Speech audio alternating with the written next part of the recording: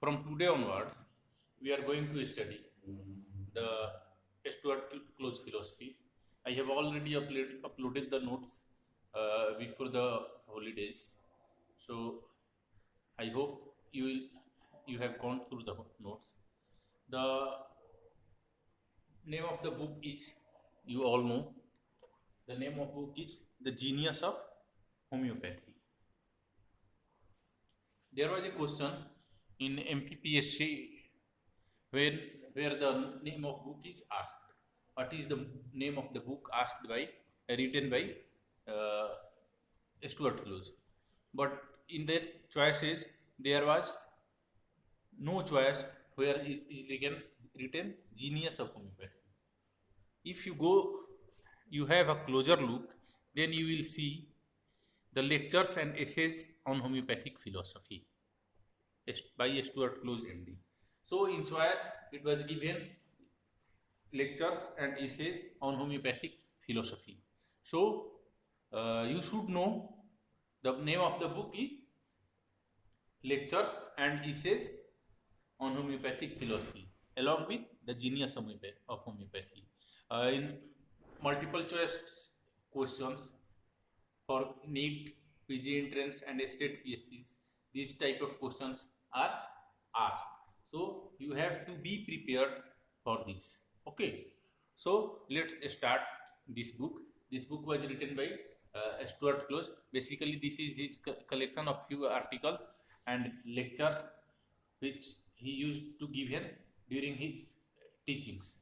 And this is regarding the homeopathic philosophy. The name of the first chapter is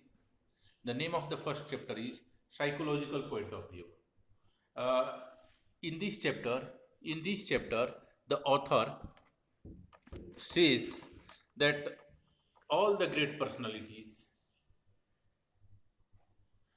when start something, when start something new, then uh, they come to a point of moment, a point of thought, which they call psychological point of view.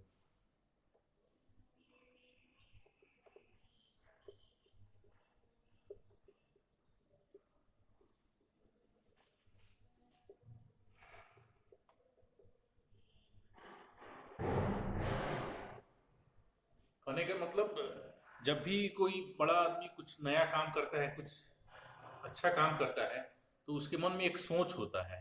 ठीक है, एक सोच होता है, एक क्षण आता है ऐसा जब कि उसको जागृति मिलती है, और वहां से वो एक नए युग का, नए समय का सूत्रपात करता है, शुरुआत करता है, आगाज करता है। ठीक है। सो जैसे लिंकन ने किया था, जैसे मोसेस ने किया था, वैसे ही हैनीमैन ने भी किया था। और ऐसे लोग जो प्री एग्जिस्टिंग समाज में, जो भी प्री एग्जिस्टिंग अज्ञान है, जड़ता है, उस सब चीज़ को जस्ट तोड़ देते हैं और उससे ऊपर निकल के आते हैं। और इस दौरान उनके बहुत सारे शिष्य हो जाते हैं, और वे शिष्य जो होते हैं वो अपने मास्टर के, अपने गुरु के, अपने टीचर के जो रिविलेशंस हैं, उसके जो मतलब उनका जो ज्ञान है, उसको आम जनता तक फैलाते हैं, पहुंचाते हैं। सो वो एक मोमेंट होता है। होम्योपैथी के साथ भी सेम सिचुएशन है। होम्योपैथी इवॉल्व हुआ, homeopathy was existing and it was basically explored by master Hahnemann. 1796 में उन्होंने आर्टिकल लिखा, और उस आर्टिकल से होम्योपैथी का बाकायदा शुरुआत हुआ। बेसिकली होम्योपैथी अगर देखा जाए तो अलग से कुछ एग्जिस्ट नहीं करता है। होम्योपैथी एग्जिस्ट करता है अपने प्रिंसिपल्स में, अपने प्रिंसिपल्स के रूप में, अपने फॉलोअर्स के अंदर। होम्योपैथी एक डायनेमिक चीज़ है जो कि हमारे या आपके या किसी के माइंड में एग्जिस्ट करेगा, और हम जैसा होम्योपैथी को प्रैक्टिस करेंगे वैसा ही होम्योपैथी होगा। होम्योपैथी का दो तरह का एग्जिस्टेंस होता है, एक इंडिविजुअल एग्जिस्टेंस और दूसरा इंस्टीट्यूशनल एग्जिस्टेंस। इस टाइप के कोई भी ऐसा जो चीज़ होता है उस सब चीज में बेसिकली डबल फोल्ड एग्जिस्टेंस होता है, इंस्टीट्यूशनल एंड इंडिविजुअल। इंस्टीट्यूशन में होम्योपैथी कैसे पढ़ाया जा रहा है, कैसा सिखाया जा रहा है, कैसा ये किया जा रहा है, this is called institutional. Individual level पे हम कैसे होम्योपैथी को पढ़ रहे हैं, कैसे पढ़ा रहे हैं, कैसे प्रैक्टिस कर रहे हैं, दिस इज कॉल्ड इंडिविजुअल। तो बेसिकली अगर देखा जाए तो homeopathy is represented by both individual and institution, ठीक है। बट इसका जो मतलब मेन रिप्रेजेंटेटिव है वो इंडिविजुअल है। से फॉर एग्जाम्पल हम आपको पढ़ाते हैं कि हमको सिंगल मेडिसिन करना चाहिए, हमको लॉ ऑफ सिमिलिया फॉलो करना चाहिए, हमको पॉलीफार्मेसी नहीं करना चाहिए, हमको बढ़िया से केस टेकिंग करना चाहिए, हमको इंडिविजुअलाइज करना चाहिए, हमको थ्योरी ऑफ क्रोनिक डिजीज को फॉलो करना चाहिए, हमको सिंगल सिंपल मेडिसिन यूज करना चाहिए, हमको मिनिमम रिपीटेशन करना चाहिए। ये सारी बातें हम आपको क्लास में पढ़ा रहे हैं, बट हम क्लास के बाहर जाते ही भूल जाते हैं और वहाँ जाके हम बायोकम्बिनेशन प्रिस्क्राइब करते हैं, एलोपैथिक प्रैक्टिस करते हैं, एलोपैथिक मेडिसिन देते हैं, पेशेंट से कट्स लेते हैं। कट्स का मतलब हम इन्वेस्टिगेशन लिख रहे हैं और उसमें जो ब्लैक मनी साइड मनी आता है ये सब लेते हैं। तो हम कह पूछ रहे हैं और कर पूछ रहे हैं। दिस मीन्स ये जो है ये होम्योपैथी का सही रिप्रेजेंटेशन नहीं है। होम्योपैथी अगर इस रूप में हम प्रैक्टिस कर रहे हैं, इस रूप में पढ़ा रहे हैं, तो ये होम्योपैथी बेसिकली म्यूटिलेटेड होम्योपैथी है, यूनूच होम्योपैथी है। आप अगर उनको जाइएगा स्टुअर्ट क्लोज के टर्म्स में तो वो कहते हैं ये होम्योपैथी डिवाइटलाइज्ड होम्योपैथी है, म्यूटिलेटेड होम्योपैथी है। ये जो है बेसिकली इस होम्योपैथी का वाइटलिटी क्या है, होम्योपैथी का विगर क्या है, होम्योपैथी का स्ट्रेंथ क्या है। होम्योपैथी का स्ट्रेंथ है इसका प्रिंसिपल पे बेस्ड होना है। अमाउंट ऑफ मेडिसिन हम लोग क्या देते हैं, इनफाइनेटेसिमल अमाउंट होता है। इवन ये सबसे बड़ा हम लोगों के ऊपर लोग क्वेश्चन उठाता है कि आपके मेडिसिन में तो मेडिसिन होता ही नहीं, आर्सेनिक एल्बम 30 में आर्सेनिक एल्बम 30 का मोलिक्यूल खोजते रह जाइएगा, वो नहीं दिखेगा, नहीं मिल रहा है। इस बेसिस पे वो लोग हमारे ऊपर दूसरे स्कूल वाले उंगली उठाते हैं। तो हमारा मेडिसिन जो है बेसिकली डायनेमिकली काम करता है। और डायनेमिकली क्यों काम करता है, क्योंकि ये प्रिंसिपल पे बेस्ड है, लॉ ऑफ सिमिलिया पे बेस्ड है। और यदि हम लॉ ऑफ सिमिलिया को ही नहीं फॉलो करते हैं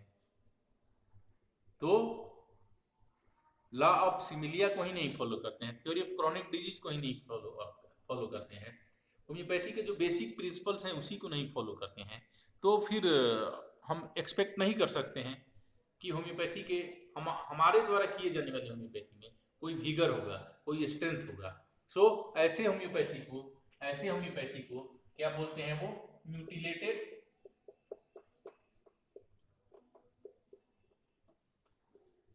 होम्योपैथी, ठीक है, जहां पे कि प्रिंसिपल्स को ही जला दिया जाए, खत्म कर दिया जाए, प्रिंसिपल्स को ही खत्म कर दिया जाए, हटा दिया जाए। सो ऐसी होम्योपैथी नहीं है। बेसिकली होम्योपैथी एक सिस्टम ऑफ मेडिसिन है जो सम कलेक्शन ऑफ प्रिंसिपल्स के चलते एग्जिस्ट करता है, सम कलेक्शन ऑफ प्रिंसिपल्स के चलते प्रैक्टिस करते हैं, हम सम कलेक्शन ऑफ प्रिंसिपल के चलते हम इसमें सक्सेस पाते हैं। होम्योपैथी का एग्जिस्टेंस तभी तक है जब तक कि हम इस प्रिंसिपल को फॉलो कर रहे हैं। द मोमेंट हम ये प्रिंसिपल छोड़ दे रहे हैं, द मोमेंट हम इस प्रिंसिपल्स को के साथ दगाबाजी कर रहे हैं, ऑब्वियसली उसी समय हम होम्योपैथी के साथ दगाबाजी करते हैं और उसी समय हम होम्योपैथी के सक्सेस को पाने के काबिल नहीं रहते हैं। During development of homeopathy Hahnemann first edition से 6th एडिशन बहुत सारा चेंज लाए, होम्योपैथी को कैसे अप्लाई किया जाए इसमें चेंज लाए। बट होम्योपैथी का जो बेसिक प्रिंसिपल है, लॉ ऑफ सिमिलिया है, उसमें चेंज नहीं लाए। सो वहाँ पे वहाँ पे उसी के चलते होम्योपैथी एग्जिस्ट कर रहा है, उसी के चलते होम्योपैथी का एक अलग आइडेंटिटी है, और उसके साथ छेड़खानी नहीं करना है, उसके साथ छेड़खानी करना अलाउ नहीं है। क्योंकि अगर उसके साथ आप छेड़खानी कर रहे हैं, इट मीन्स कि आप होम्योपैथी के साथ छेड़खानी कर रहे हैं, और फिर आप जो है सक्सेस से दूर जा रहे हैं। ठीक है, तो होम्योपैथी को समझने के लिए ऑर्गेनन ऑफ मेडिसिन को, क्रॉनिक डिजीज को इसेंशियली समझना है, देखना है, और उसको यूज करना है उसी के एरिया में, उसी के फील्ड में, उसी के तरह। उसमें इंटरप्रिटेशन का स्कोप नहीं लगाना है। ठीक है, सो ये हुआ हम लोगों का फर्स्ट पार्ट। ठीक है, नेक्स्ट पार्ट ऑर्गेनाइजेशंस के बारे में। बेसिकली ऑर्गेनाइजेशन, जैसे होम्योपैथी में सिस्टमेटिक टीचिंग करने के लिए, होम्योपैथी को ट्रेंड करने के लिए हम लोग एक ऑर्गेनाइजेशन को खड़ा करते हैं। और ये ऑर्गेनाइजेशन का काम क्या है? इस ऑर्गेनाइजेशन का काम है कि जो प्रिंसिपल्स हैं, होम्योपैथिक प्रिंसिपल्स हैं, उन प्रिंसिपल्स को विथ होल्ड करे, उनको परपिचुएट करे, ठीक है, उनको मेंटेन करे। बट अगर ऑर्गेनाइजेशंस अपने इस काम को छोड़ के और कुछ और करने लगे, ज़्यादा फायदा कमाने के लिए कुछ गलत करने लगे, तो ये ऑर्गेनाइजेशन होम्योपैथी के लिए भस्मासुर का काम करने लगेगा। होम्योपैथी के लिए भस्मासुर एक, बेसिकली भस्मासुर मैंने ट्रांसलेट किया है, उसमें एक शब्द आया है फ्रैंकस्टीन का। फ्रैंकस्टीन एक उसी तरह का मतलब ये था जो कि सेल्फ डिस्ट्रक्शन कर लेता है। जो हम लोगों के मिथोलॉजी में भस्मासुर का कंसेप्ट है कि वो उसको जिसके सर पे हाथ रख देता है उसको जलाने का ये हो जाता है, तो उसको जस्ट मोहित करके, उसको जस्ट हिप्नोटाइज करके, और उसका हाथ उसी के सर पे रखा दिया जाता है और वो खत्म हो जाता है। ठीक वैसे ही अगर ऑर्गेनाइजेशनल लेवल पे होम्योपैथी करप्ट हो रहा है, ऑर्गेनाइजेशनल लेवल पे अगर होम्योपैथिक प्रिंसिपल्स के साथ दगाबाजी हो रही है, ऑर्गेनाइजेशनल लेवल पे होम्योपैथी को नेग्लेक्ट किया जाता है, होम्योपैथीसिटी को नेग्लेक्ट किया जाता है, तो ये जो है बेसिकली एक सेल्फ डिस्ट्रक्टिव काम है, क्यों?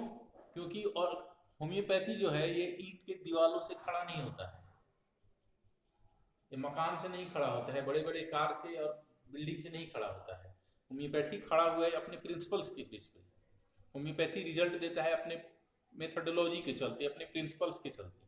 और अगर हम उन प्रिंसिपल्स को, इन मेथोडोलॉजी को, उस इंडिविजुअलाइजेशन के मेथड को, उस थ्योरी ऑफ क्रॉनिक डिजीज को और उस लॉ ऑफ सिमिलिया को छोड़ के और कुछ और करने लगें, तो ऑब्वियसली हम होम्योपैथी के फुटप्रिंट से दूर जा रहे हैं। हम कुछ भी कर रहे हैं पर होम्योपैथी नहीं कर रहे हैं।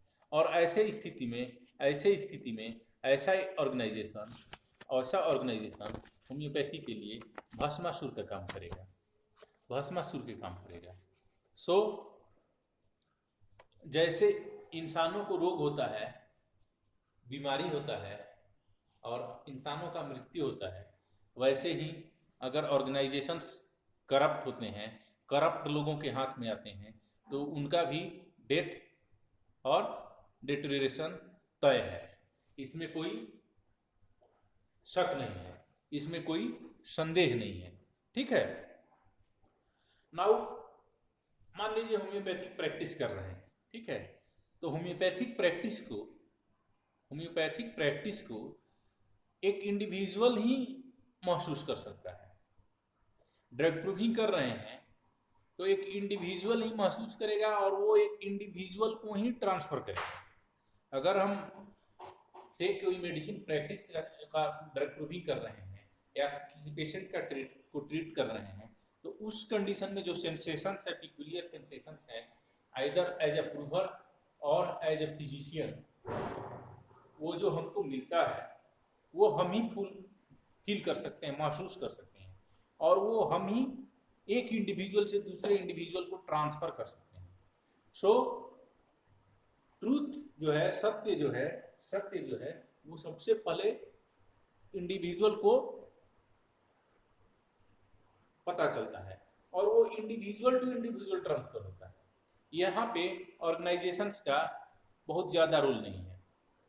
ऑर्गेनाइजेशन जो है बेसिकली एक डेड चीज़ है, इंडिविजुअल लाइव चीज़ है, और ये लिविंग डायनेमिक साइंस को ऑर्गेनाइजेशन ट्रांसफर नहीं करता है। ऑर्गेनाइजेशन एक मीडिया देता है, बट ये ट्रांसफर हमसे आपको और आपसे हमको होता है। मीन्स लिविंग बॉडी को लिविंग बॉडी से ये लेन देन होता है, ये ट्रांसफर होता है। ठीक है। सो ऑर्गेनाइजेशंस को जुडिशियसली फंक्शन करना चाहिए, जुडिशियसली काम करना चाहिए, सो दैट कि ये होम्योपैथी को स्ट्रेंथ दे सके। आई थिंक आप लोग कुछ तो समझे होंगे। जस्ट एक रीडिंग और दीजिए इस चैप्टर का आप लोग जा करके। जो डिफ़िकल्ट वर्ड्स है उसका वर्ड मीनिंग डिक्शनरी से देख के लिखिए, रीडिंग दीजिए। हम लोग एक बार और इस चैप्टर को एक रीडिंग और मारेंगे, एक लेक्चर और इस पे देंगे, और उसके बाद फिर देखते हैं। आप लोगों को कोई कन्फ्यूज़न है तो पूछिएगा। ठीक है, धन्यवाद।